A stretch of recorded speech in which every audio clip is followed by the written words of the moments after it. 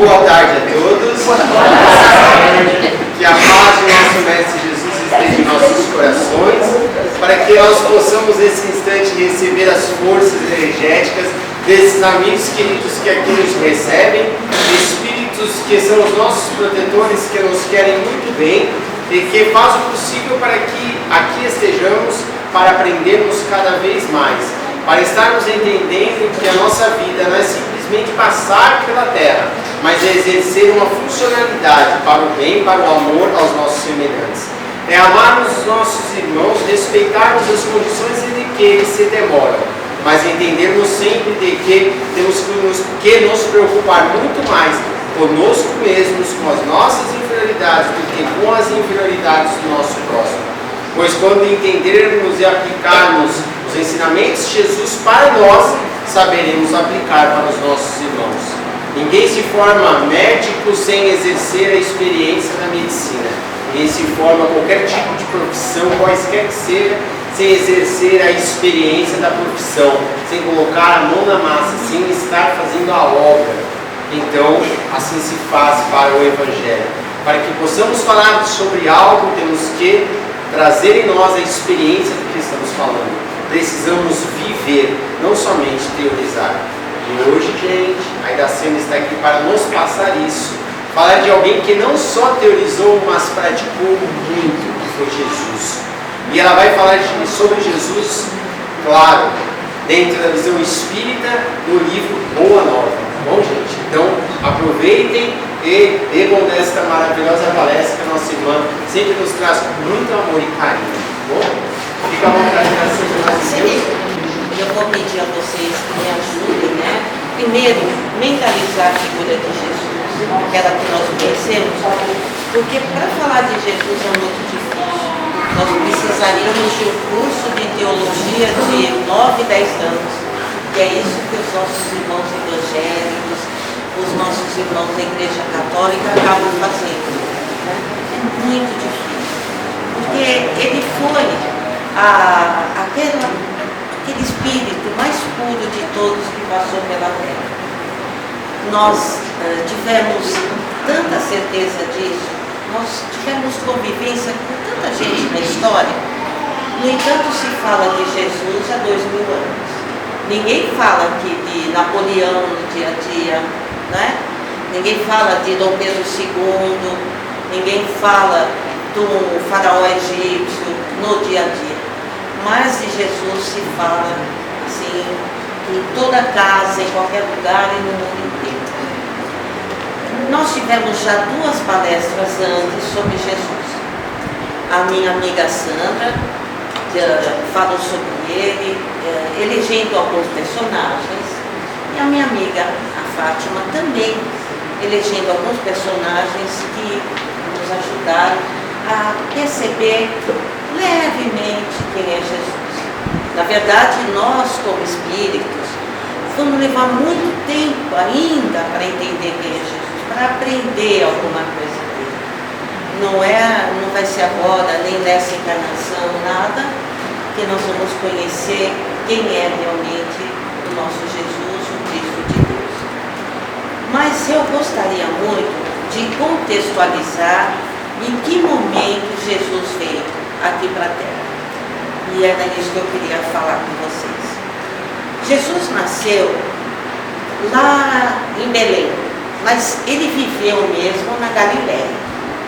A Galileia era um local assim, ela ficava a 185 quilômetros de Jerusalém, a 50 quilômetros, né, a 16 quilômetros de Tiberíades, aonde morava lá o outro governador ali, judeus todo mundo já conhece, Herodes, né? E aí, lá era um lugar assim, tinha o Monte das Beatitudes, vocês vão entender porque eu estou falando tanto dos montes, e tinha o Monte das Oliveiras. O que aconteceu nos Montes das Oliveiras? Jesus passava muito tempo lá. Toda vez que ele estava precisando de alguma coisa, ele entrava em oração e ia para o Monte das Oliveiras. Se retirava para orar. Jesus também usou o Monte do Tabor, que também era perto da casa dele, nesse raio de 185 quilômetros. O que tinha no Monte do Tabor? Foi lá que ele fez a transfiguração e se mostrou como ele era em termos de luz para os apóstolos dele. Teve um momento do apostolado dele em que ele convocou João, André, né? E quem mais? E Pedro, e falou: vamos comigo. E quando ele leva esses três, eles falam: meu Deus, mas é alto demais. E sobe no morro. E era alto, tão alto, que tinha até neve no pico. Eu estou descrevendo esses morros para vocês, para mostrar aonde Jesus andava. Para depois entrar especificamente na vida de Jesus. A primeira vez que eu vim aqui, nessa casa, José de Mococa, eu havia tido um encontro, né, com José Sola, numa festa. Eu fui procurar ele lá numa festa que ele reuniu crianças, era no mês de junho, que foi numa escola. Isso deve fazer uns 10, 12 anos atrás, viu, Rafael? Lá eu conheci seu pai. Legal. Porque o meu marido estava muito doente, né? Eu falei: eu vou lá. E eu fui pedir ajuda ao Sola. O que eu faria para conviver com ele? Meu marido teve uma doença degenerativa muito grave e eu tinha certeza que ele poderia ser curado ou poderia amenizar, né? E aí ele falou para mim assim: olha, vai lá, blá, blá, blá, blá, blá, blá, como todos vocês aqui, procurem a casa lá. Quando eu cheguei aqui, que eu olhei essa ribanceira que é essa rua, eu imediatamente me lembrei onde Jesus andava. Porque o caminho que Jesus trilhava era exatamente isso.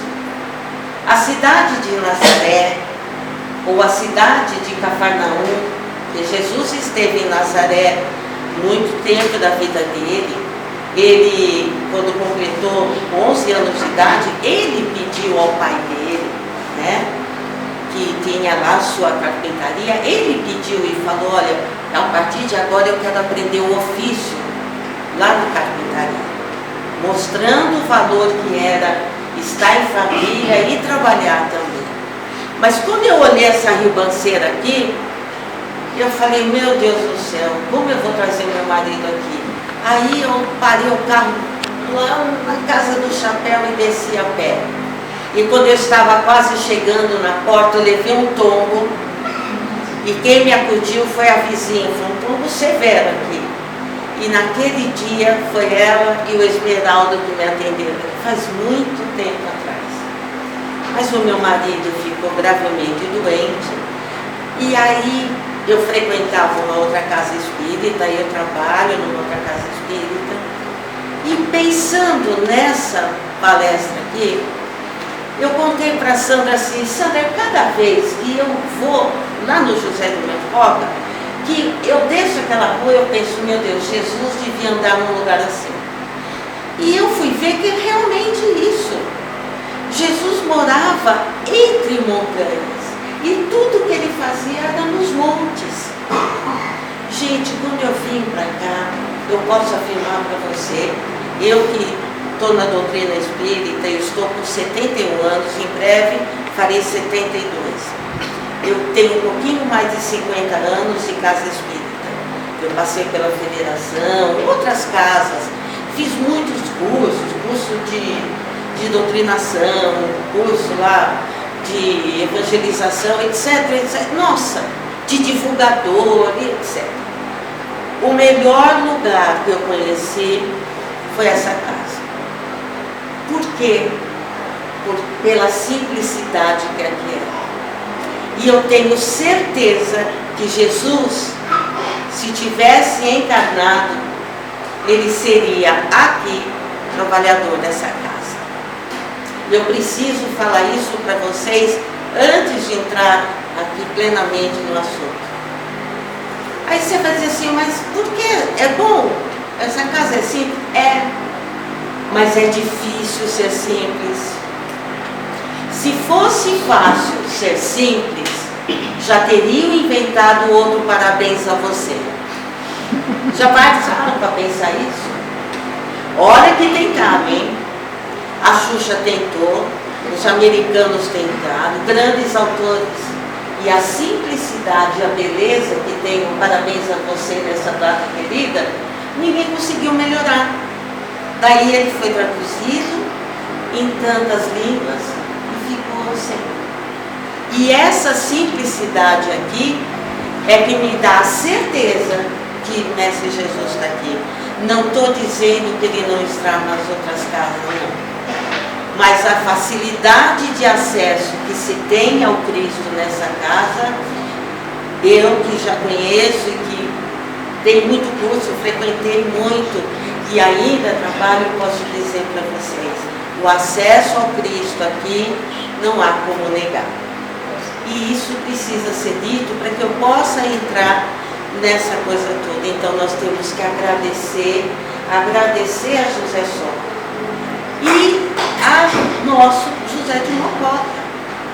E também nós temos que agradecer aos médicos que trabalham aqui, que trabalham em nome do Cristo e que não se associariam a um local onde a energia de Jesus não estivesse presente. Esses dados todos que eu passo para você, como era a topografia, como era o local que Jesus andava, vocês podem checar em qualquer lugar, então lá que vocês vão ver as distâncias, e Jesus vivia subindo em morro e descendo em morro. Hoje, quando eu desci esse lugar aqui, eu falei, louvado seja o Senhor Jesus. E louvado seja o Sola que escolheu esse lugar bendito. Ele escolheu a dele, ele sabia que era aqui. Aí, eu queria falar para vocês. E ainda tem mais um dado importante que eu não contei para vocês. O primeiro discurso que Jesus faz, discurso numa sinagoga, ele fez na cidade de Nazaré. Ele tinha ficado 40 dias no deserto e tinha sido tentado pelo diabo. É isso que é uma coisa importante para dizer. Quando ele retorna, todos sabiam do que ele tinha feito, que era o primeiro milagre que ele tinha feito naquele casamento nas bodas de Canaã. Quem tinha casado, vocês sabem? Era um casamento importante, porque Maria foi convidada. Quem tinha casado era Tadeu, que era primo, irmão de Jesus. Por isso que Jesus foi convidado. E logo depois desse milagre é que ele se recolhe e vai para o deserto, né? E ali o diabo fala todas aquelas coisas para ele. Gente, quem vem na casa espírita pensando assim, eu vou lá porque eu quero ganhar alguma coisa, eu vou lá porque eu estou mal de dinheiro, eu vou lá por causa disso, aquilo, eu vou contar uma coisa para vocês. Quem falou assim? Eu lhe darei o céu e a terra, se você me adorar, foi o diabo falando para Jesus, quando ele foi tentado. Para pensar. Porque tudo que Jesus falou foi assim: vinde a mim, vós que estáis cansados, que eu vos aliviarei. Quem aqui não está precisando de alívio? E quem aqui não está cansado? E quem aqui não está carregando nas suas costas o peso da sua própria encarnação? E quem aqui não tem lá no fundinho os seus próprios segredos que a gente não conta nem para a gente mesmo? É para isso que Jesus diz, eu vos aliviarei.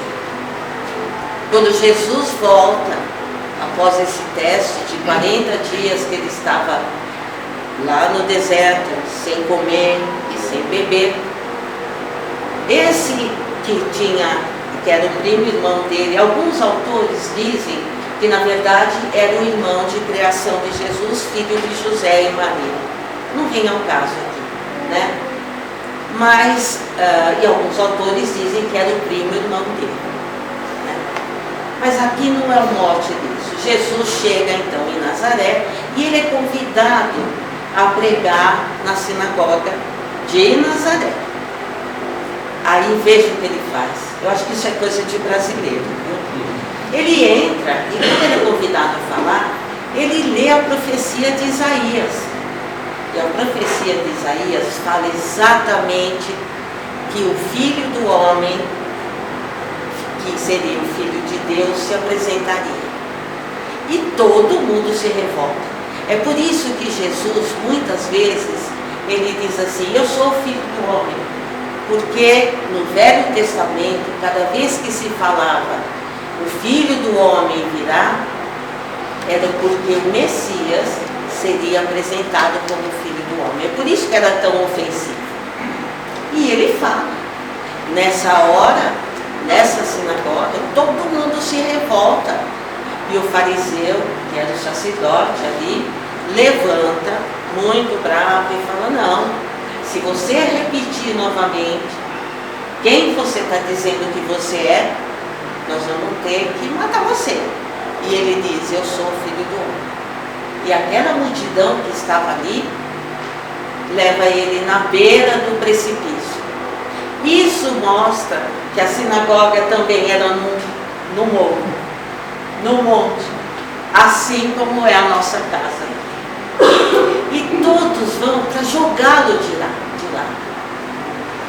E aí, Lázaro, que era amigo de Jesus, fala, não, vamos sair daqui, não posso deixar que você morra, não sei o quê. E ele diz, nada vai me acontecer. E Jesus atravessa aquela multidão no meio e vai embora. Só que nunca mais ele pôde voltar a Nazaré. E aí Maria tem que seguir. E é por isso que ele faz a base da cidade de Cafarnaum como aí sim a base de onde ele ia instituir todas as coisas. E é lá que ele conhece os apóstolos todos, né? Não preciso nem falar para vocês. E esse foi a primeira vez que ele prega numa sinagoga. Os habitantes de Nazaré efetivamente não acreditavam em Jesus, porque ele nunca fez um milagre lá. Jesus fez milagre num monte de lugar, mas jamais em Nazaré. E isso aqui é muito importante na nossa vida, porque muitas vezes nós mesmos não acreditamos num filho que fala alguma coisa.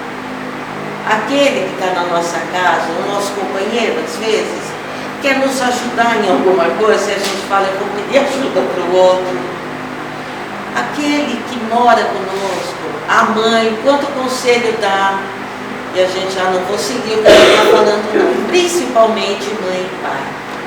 E quando isso está no Evangelho, né, eu não estou saindo fora do Evangelho aqui, quando diz assim, que lá em Nazaré ninguém cria nele, porque ninguém tinha visto o milagre lá, mostra o que aconteceria na nossa própria vida. Porque tudo que acontece na vida de Jesus é o que serviu de exemplo para a nossa própria vida. Gente, os nossos filhos não são nossos, nós não temos filhos, mas os filhos nos têm. Para sempre nós vamos ser pai e mãe do filho, mas o filho não é nosso. O filho vai embora para o mundo, mas para sempre nós seremos o pai e a mãe daquele filho. Não tem como mudar isso, né? Aí ele diz assim, que Nazaré ficava no monte, aquela coisa toda. Mas o que eu queria contar para vocês era como era o ambiente na terra quando veio Jesus. Na verdade, o Império Romano estava no auge. Quando a gente fala em Império Romano, a gente pensa muito na Itália, em Roma. Mas o Império Romano já tinha se alastrado para o Egito, já tinha se alastrado para a Inglaterra, já tinha se alastrado para toda a Europa, a Alemanha. Alguns soldados que serviam em Roma tinham origem germânica. Mas eles tinham uma característica bélica. Todo mundo lá valorizava muito a conquista pela arma e pela força, né? Aparece ali, nós sabemos que todos os imperadores eram Césares, até que vem um dos Césares, que é da época de Jesus, que é Otávio, que é conhecido como Otaviano. E Otávio, entre todos os Césares, para quem tinha visto lá Átila, para quem tinha visto Marco Antônio, que foi para o Egito, que conviveu com Cleópatra, todos esses, olhava para Otaviano, ele era mirradinho, pequenininho, baixinho, não chegava a 1,60 m, muito pequenininho, e ele tinha um problema de pele horrível. Ele tinha um problema imunológico que lhe dava feridas, e ele sofria daquela mesma doença do Michael Jackson para ajudar. Então, isso trazia nele muitas dores nas juntas. Ele vivia com o joelho enfaixado, o cotovelo enfaixado e essa coisa toda. E ele tinha um problema muito sério. Ele amava a filha dele, mas a filha dele era uma fofoqueira de marca maior e criava grandes conflitos dentro do palácio. E ele é obrigado a mandar a filha viver fora e a mulher dele viver num outro canto, e ele se torna extremamente solitário. Mas Otaviano começa a usar aquelas arenas onde se sacrificou, tinha aquelas brigas tanto entre os gladiadores, né? Onde levavam leões para comer escravos, era essa a situação. Ele começou a trazer poetas para declamarem poesias nesse lugar. Então ele levou Herodes, Mecenas, que ficavam declamando ali. E Roma começou a ter grandes templos. Ele mandou fazer a calçada muito bonita para ninguém cair, essa coisa toda. Mas começaram a aparecer muitos ídolos. Onde se andava tinha estátua disso, de Júpiter, de Minerva, de não sei quem, não sei o que lá mais, né? E aí começou a aparecer uma coisa que não tinha entre os romanos. Os romanos valorizavam muito a família. Eu estou falando isso para vocês verem se isso está aparecendo na nossa vida.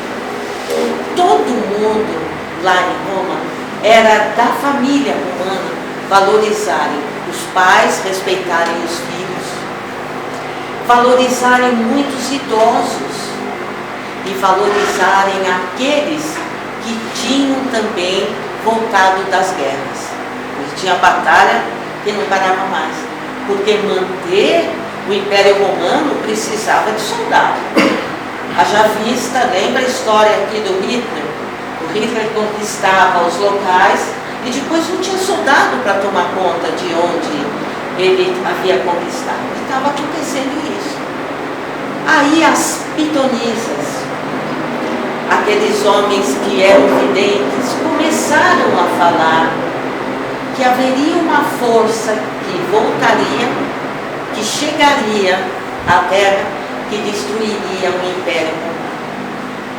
E é nesse primeiro capítulo desse livro Boa Nova, que é um livro psicografado pelo Chico Xavier, que foi o autor é Humberto de Campos, que fala exatamente isso. Foi dentro da família que começa a destruição do Império Romano. E eu quero trazer um pouquinho isso para a nossa vida aqui, para que a gente perceba o que está acontecendo na nossa própria família. Porque o que tinha acontecido é que ali de repente ninguém respeitava mais os idosos.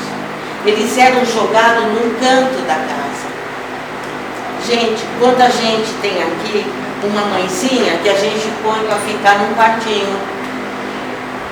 Eu tenho na minha casa uma parente que saindo daqui, eu espero visitar, ou saindo de tarde, que aconteceu isso. Quem de nós não conhece alguém que tem alguém doente que foi jogado, fica lá separadinho? E os filhos, então, que a gente fala, ele está me enchendo muito, vai fazer o que quiser. E aqueles casamentos que haviam por amor entre os romanos, de repente começaram a ser casamentos por interesse. E aqueles jovens, homens, donos de negócios e comércios, começam a só pensar em como ganhar dinheiro em cima do mais pobre. E aparece a corrupção. E é nesse ambiente que Jesus tem que voltar à terra. Nós não vamos receber Jesus físico como recebeu, né, na época, essa história, nessa época ali no ano zero. Mas Jesus já está vivendo entre nós. Essa casa é um exemplo disso. Então aí vem Jesus, que nasce, todo mundo sabe a história, isso aqui vai perder interesse se eu começar a falar, mas o que eu queria falar para vocês é assim: Jesus, nas coisas que ele falava, tem muito a ver com a nossa situação de hoje. Então, ele ia no dia a dia conversando com os apóstolos, e as perguntas que os apóstolos fazem a ele tem muito a ver com o nosso dia, de hoje. Então, Tadeu, que era filho de Zebedeu, Zebedeu era pai de João e Tadeu, né? De João e Tiago. Tiago era assim, um cara muito alto, muito forte, tipo Schwarzenegger, né? Que foi muito útil ali quando precisava dissipar a multidão, essa coisa toda. Um dia, Tiago chega para ele e fala assim: mestre, eu estou doente, eu não vou conseguir trabalhar. Como é que eu vou trabalhar? Como é que eu vou fazer? E essa pergunta não vale para a gente? Quando às vezes nós estamos doentes e não queremos vir na igreja, na casa espírita, estou ruim da barriga, estou com problema, estou com dor de cabeça. E aí Jesus respondeu assim para ele e diz: mestre, e se eu estou doente, eu não estou bem, o que eu faço? Aí ele diz assim: eu não sei como servir a Deus se eu estou doente. Aí Jesus disse assim: ouve nos dias de calma. Porque nos dias de calma é fácil se provar fidelidade e confiança. Quer dizer, quando você está bem, bronzeado de sol e tudo, é bom. Não se prova, porém, dedicação verdadeiramente, senão nas horas tormentosas em que tudo parece te contrariar e merecer. O enfermo tem consigo diversas possibilidades de trabalhar para o nosso Pai. Você está enfermo, está doente, não consegue sair de casa? Aí ele diz assim: com mais altas probabilidades de êxito, esse enfermo pode servir. Ele diz assim: se algum dia os teus olhos se fecharem para a luz da treva e você ficar cego, serve a Deus com a sua palavra e com seus ouvidos. Se você ficar mudo, toma assim mesmo a charrua, valendo-te das tuas mãos. Sabem o que é a charrua, não é? Que é aquele instrumento para quem vai arar a terra. Porque ele disse assim: quando nós estamos ao lado um ao outro trabalhando, nós podemos falar um pouquinho de Deus. Quantas vezes nós estamos lavando roupa ali, em vez de ficar ouvindo coisa ruim, notícia ruim no rádio, nós podemos ouvir uma coisa boa, uma palestra boa. Tem transmissão no rádio, AM, FM, de coisas edificantes. Ele diz assim: e ainda que você ficasse privado dos olhos e da palavra, das mãos e dos pés, poderia servir a Deus com paciência e coragem, porque a virtude é o verbo dessa fidelidade que nos conduzirá ao amor dos amores. Aí Tiagão fala, mas e se eu ficar cego, mudo, surdo, não posso andar, não posso fazer nada? Ele diz assim, você pense em Deus e como se doar para Deus. Se você estiver imóvel na sua cama, não tiver o que fazer, doe o pensamento. Essa eu achei uma grande lição que Jesus nos trouxe. A outra grande lição, ele diz assim, chega para ele um outro discípulo, esse discípulo não dá tempo de contar quem ele diz assim, mestre, o que eu faço para combater o mal? Tem mal em todo lado, tem soldado de um lado, soldado do outro, aqui tem os judeus que querem acabar com a gente, lá em Decápolis tem judeu, grego, e tem todo tipo de gente que quer acabar com a gente. Como é que eu vou combater esse mal? Aí ele diz assim, aqui ninguém precisa combater o mal, né? Ele diz assim, você já viu algum contentor da terra convencer alguém só pela força da palavra no mundo? Ó Jesus falando, eu adorava Jesus. E ele fala assim, ali, né, muito firme. Aí ele falou assim, não é desse jeito que você vai fazer, não. Aí ele disse assim, vai, capacita-te de que ninguém pode dar a outro aquilo que você não possua no seu coração. Vai, trabalha sem cessar pela sua grande vitória. E entre parênteses está escrito, sabe dessa grande vitória? É a sua reforma íntima. Ninguém vai combater o mal só falando.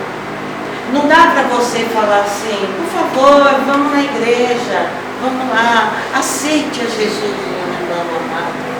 Vamos lá no passe, vamos não sei na onde, vamos na Seitonoye, vamos no sei. Não é esse o caminho. Mas se a gente fizer uma reforma interior, o seu exemplo é que vai levar à mudança. A pessoa vai se aproximar por isso. Aí Jesus tem um outro exemplo que ele diz assim, bom, aí eu vou passar o resto da vida, conversando assim, lutando contra os outros e contra mim mesmo?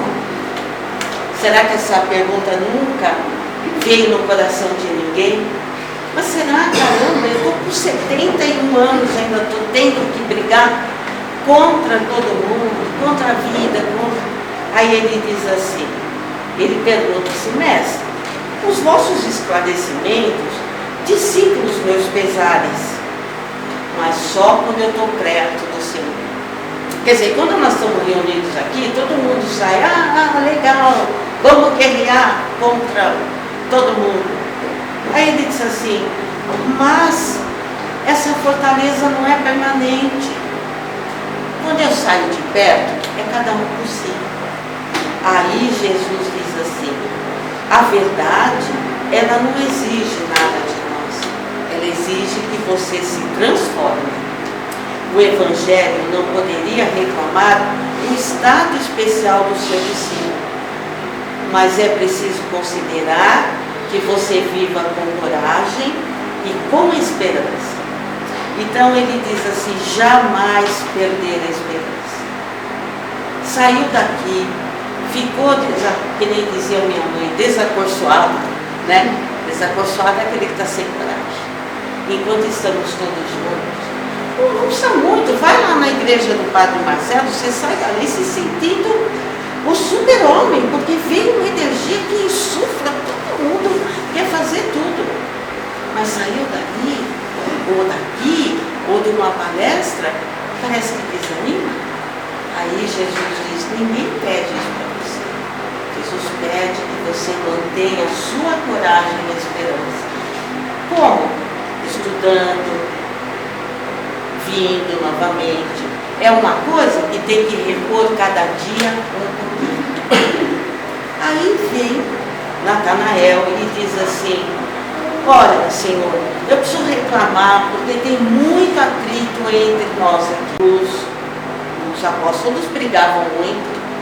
E isso acontece em qualquer lugar, na casa, na fábrica, na casa espírita, na igreja. Tem momentos em que tem atrito. Aí Jesus diz para ele, e fala assim, como é que a gente vai trabalhar com isso?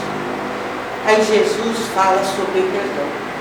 E diz assim, é indispensável nunca perdermos de vista o próprio trabalho. Está lá sendo incomodado por estar do lado, continua o que você tem que fazer. E para saber perdoar, tem que chegar aquele momento que seu coração está pronto. Não adianta querer perdoar na margem, não existe isso. Você tem que estar pronto. E ele diz assim, porque a paz é um patrimônio que cada coração vai defender para trabalhar melhor, para se sentir melhor. Então não adianta chegar em casa e falar assim para sua irmã, por exemplo, olha aqui, mandaram eu vir perdoar. Eu estou perdoando. Não. Primeiro a gente tem que trabalhar na gente, né?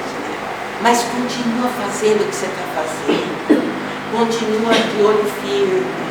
Continua na prece, no evangelho, lá, que o Esmeralda falou. Continua atuando, desmoronando dentro de si aquilo que não foi bom. Não sei se vai perdoar nessa vida, mas em algum momento vai. Então o caminho para o perdão é a convivência, mas é também construindo passo a passo, porque quando eu melhoro, né, eu consigo perdoar. Uma vez uma pessoa me disse assim, uma pessoa muito querida, ela falou assim para mim, se você é um pêndulo aqui, e eu estou jogando seta em você aqui, está me atingindo, não está? Mas se você puser o seu pêndulo aqui, pode jogar a seta que quiser, que não vai atingir.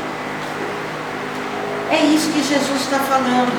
Se você melhora, ninguém não vai fazer diferença. O que aquilo fez ou deixou de fazer. Porque aí o acerto não é entre você e ele, ou ele, é entre ele e o alto.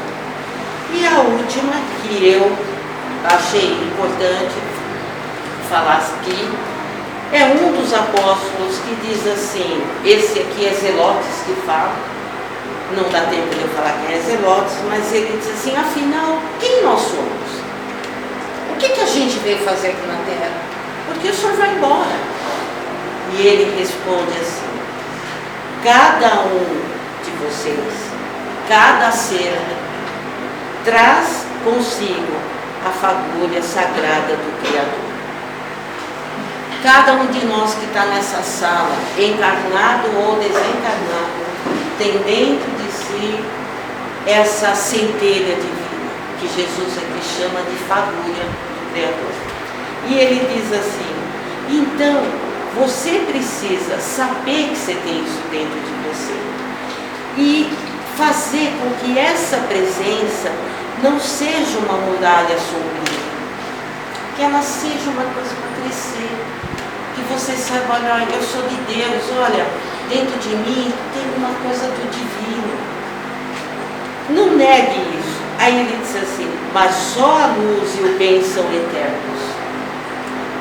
E um dia todos os redutos do mal cairão e somente Deus resplanderá em espírito. Ele falou assim para Zelotes, Zelotes, olha, você, cada um de vocês, já traz a centelha de Deus no coração. Já diz assim, eu gostava muito quando a gente falava que todos nós temos um DNA. O DNA quer dizer Deus, nosso autor. É isso. Cada um de nós já tem um pedacinho de Deus dentro de nós. Não é o coração físico, é o centro cardíaco que nós temos. Nesse centro cardíaco, se a gente, quando se sentir muito arrasado, muito triste, olha, estou na solidão, fui deixado aqui, o dinheiro está curto, a minha saúde está assim, vamos lembrar, olha, Como é que eu posso ficar triste se meus cabelos estão brancos, se o divino reside em mim? Deixa de ter importância. Ah, eu engordei 3 quilos. O divino reside em mim. Ah, mas o não sei quem, a política está ruim. O divino reside em mim. Algumas coisas, quem vai mudar não somos nós, não é da nossa alçada. Nós temos que cuidar. Já é difícil cuidar da nossa vida. Não é? É fácil cuidar da nossa própria vida? Nossa, hoje eu falava aqui que para eu sair de casa, eu corri pra caramba para poder deixar tudo em ordem para poder estar aqui. E ainda voltei para ver se tinha desligado a máquina. Não foi? Cada um de nós tem as suas próprias coisas. Você sai correndo calçando o sapato na rua, não é verdade, minha amiga? Então cada um de nós tem a sua própria vida. Aquilo que passou na nossa vida não vai voltar. Era o que a gente tinha que viver e vivemos. Mas precisamos saber que a nossa vida não acaba, ela é eterna. E que nós vamos encontrar aqueles que partiram, isso eu tenho certeza. Para a gente harmonizar tudo aquilo que nós deixamos. O ente querido partiu, cumpriu o que tinha que fazer. Ele foi embora? Não, ele não foi embora. Ele foi viver o que ele precisava viver agora na eternidade. Eu recebi uma mensagem do meu marido, que faleceu recentemente, assim: não fique aflita. Você fica aflita, eu fico também. Eu falei, caramba, até o plano espiritual me puxa a orelha, né? Então, vem aquele desespero. Sim, nós somos humanos. E aí, entra em oração. Pede ajuda.